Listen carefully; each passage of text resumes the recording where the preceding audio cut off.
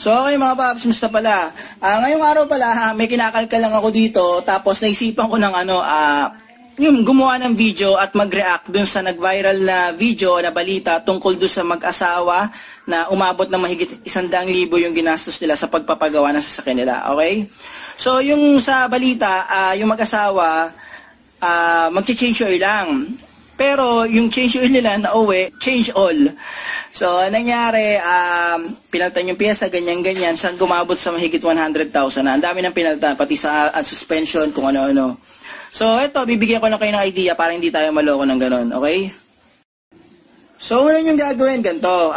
Kapag may ganung shop, pag nagpunta kayo sa shop, kung ano yung papagawa nyo, yun lang papagawa nyo.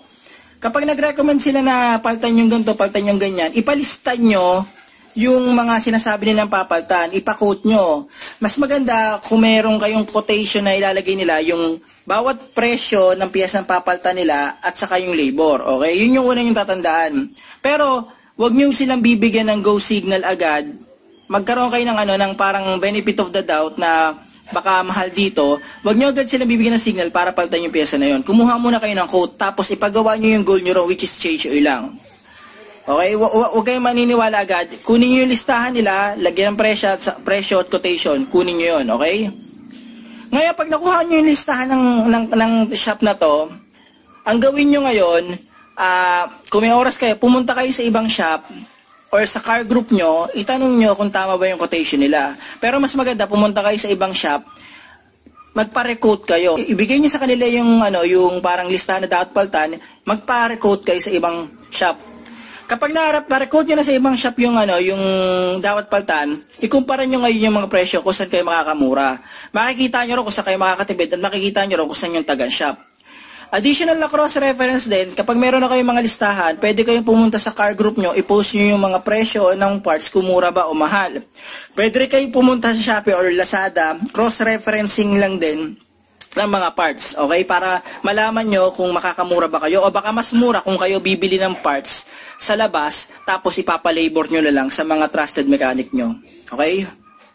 So ngayon naman, kung magpapagawa na kayo sa isang shop at medyo okay na kayo doon, ngayon nakita nyo na sabi nila ay ganito papaltan dyan, i-confirm nyo kung original ba yung pyesa. Kasi baka mamaya, baka mamaya may legit shop talaga na yung ipapalit nilang pyesa ay brand new original kasa. Expect na natin yun, mga paps, na mahal talaga yun. Okay?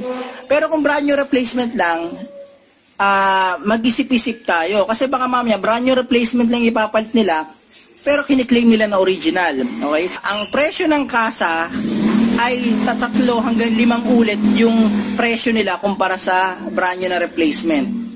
Okay, kung babangga yung presyo ng brand new replacement saka brand new original ng kasa. So, sa kadalasan sa mga parts nila. Kaya, yun, i-double check nyo, i-confirm nyo hanggat maaari. Mas maganda kung gusto nyo talaga ng original, halimbawa gusto nyo original ay palit, pwede kayong dumiretso sa kasa, doon kayo bumili ng original, para sigurado. So, ganito susunod. Humingi kayo ng warranty sa shop na papagawa nyo. Importante yan. Kapag nagkaroon ng bolilyaso, bumalik kayo sa kanila, ipacheck nyo, ipagawa nyo ulit. So ito naman, sasabihin ko para sa shop at saka sa mga mekaniko.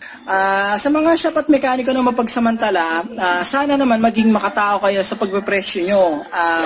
Okay lang na kumita, okay lang na tumubo, walang problema. Pero maging makatao naman kayo na huwag nyong gagawin na ito yung halaga ng ito yung maliit na halaga yung pyesa, tas tutubuan nyo ng napakalaki para kumita kayo ng malaki. Babalik din sa inyo yun, babalik sa inyo. Kasi pag nalaman ng iba yon na gano'n ang ginagawa nyo, malaki posibilidad na mahihirapan kayong kumuha ng mga customer ulit at wala magtitiwala sa inyo. Huwag nyo nga hayaan na yung customer nyo ay hindi na bumalik sa inyo, huwag na magtiwala sa shop at matuto na lang dumiskarte at mag-DIY ng sarili kasi natatakot or naiinis sa mga kalakaran na ginagawa nyo.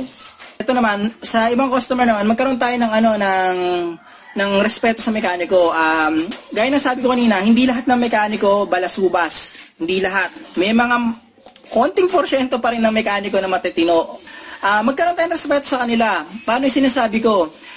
Kung meron silang ibibigay sa inyo na tawag dito na listahan na dapat paltan, ganito, ganyan, pwede kayo magtanong pero wag niyo na lang silang wag niyo na lang silang medyo garapalin na kumbaga parang, ay sa iba ako magpapagawa, mas mura. Huwag niyo na lang sabihin yun. Or, kumbaga respeto na lang ba dun sa taong posibleng gumawa ng sasakyan o nagbigay ng quotation sa inyo. Kunin niyo yung input nila, gaya sabi ko, kunin niyo yung input nila, kunin niyo yung listahan nila, pero huwag niyo sinasasabi na, ay mas mura sa ganito, ganyan. Yun, respeto na lang ba sa mekaniko? Tapos nun, para din to sa mga customer, para din sa mga tao na nagpapagawa sa mekaniko na kung sa side naman kanina, yung customer ang ginagago, may mga pagkakataon din, yung customer ang nanggagago sa mekaniko. Kumbaga parang ibigay nyo naman yung yung tama na pinagpagura nila. Huwag nyo naman silang yung baratin. Ang dami na may meron kang pinagawa, pinabaklas, pinaayos, tas konti yung bibigay niyo yung napakaliit lang. Yung kumbaga ibigay niyo naman yung nararapat na labor na bayad para sa ginawa nila. So yung pinagtrabahuhan nila, bayaran niyo naman ng tama. Kasi may mga ganun din sa side ng mekaniko naman, may mga ganun din nangyayari na ang dami nilang ginawa na paayos naman, pero ang ginagawa naman ng customer, sobrang binabarat nila ng binabarat yung mekaniko. So, yun naman yun sa side ng mekaniko. Ibigay nyo lang yung dapat sa kanila. Huwag nyo naman silang gaguhin din. So, paano mga paps, hanggang dito lang yung video na to. Sana ito video na to, nakatulong to at naging aware kayo kung ano yung dapat yung gawin kapag magpapagawa kayo ng mga problema sa sasakyan nyo. Okay? Maraming salamat sa inyo mga paps.